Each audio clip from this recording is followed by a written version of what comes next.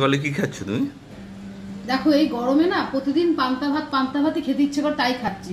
আর আজকে ভাবলাম ভাতের মধ্যে জল দিয়ে রেখেছি, ভাবছি যে আজকে একটুখানি উড়িষ্যায় দই দিয়ে পান্তা ভাত মাখে, সেইভাবে আজকে পান্তা ভাত মাখবো। আর কোনোদিন এর আগে খাইনি, ফার্স্ট টাইম খাবো। একটু দেখে নিয়েছি কি কি দিয়ে ওরা মাখে। দেখো আলু ভেজে রেখেছি সর্ষে, সাদা জিরে আর কারি পাতা দিয়ে, এই দিয়ে আলু ভেজে রেখেছি।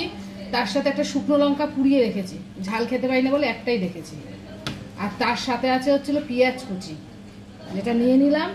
আর যেটা দেয় এই যে দই, আমি এই যে দই ভালোভাবে ফেটিয়ে রেখেছি, এই দইটার মধ্যে দিয়ে দেবো। দইটা দিয়ে তারপর এটাকে ভালোভাবে মাখবো। ওরা বাটির মধ্যে করে মেখে টেখে দেয়, আমি বাড়িতে থালের মধ্যেই মেখে নেবো জিনিসটা। আর তার সাথে একটুখানি লেবু চিপে দেবো। এটা নাকি খাওয়া খুব ভালো, আর এর আগে কোনদিন খাইনি বলে আজকে একটু আমিও ট্রাই করলাম। আর তার সাথে দিয়ে দেবো হচ্ছিল একটু বিট নুন, এই যে একটু বিট নুন দিয়ে দিলাম। দিয়ে এবার এটাকে সুন্দর করে মাখবো। আর আলু ভাজার মধ্যে তো সর্ষে, সাদা জিরে, কারি পাতা এইসব দেওয়া ছিল, আর তার তেল দিয়ে মেখেছিলাম বলে আর তেল দিলাম না।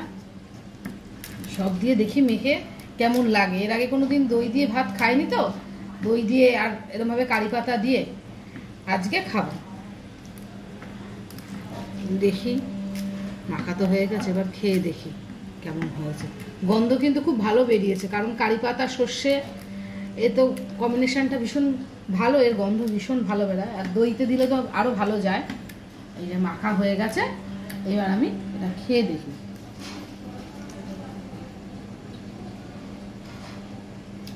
দারুণ হয়েছে গো, তুমি খাবে?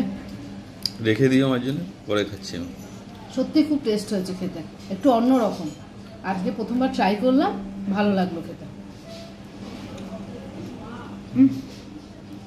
দারুণ।